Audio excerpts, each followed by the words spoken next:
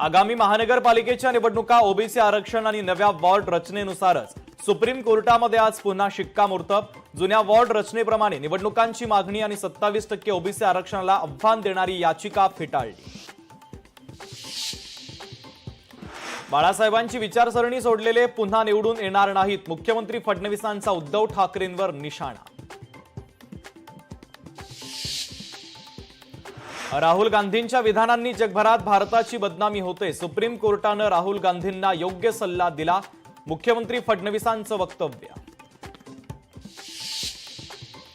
मी आणि उद्धव 20 वर्षांनंतर एकत्र येऊ शकतो, हे हेवे दावे सोडा आणि एकत्रित कामाला लागा। मनसे आणि ठाकरेंच्या सेनेच्या युतीसंदर्भात राज ठाकरे यांचे मेळाव्यातून संकेत।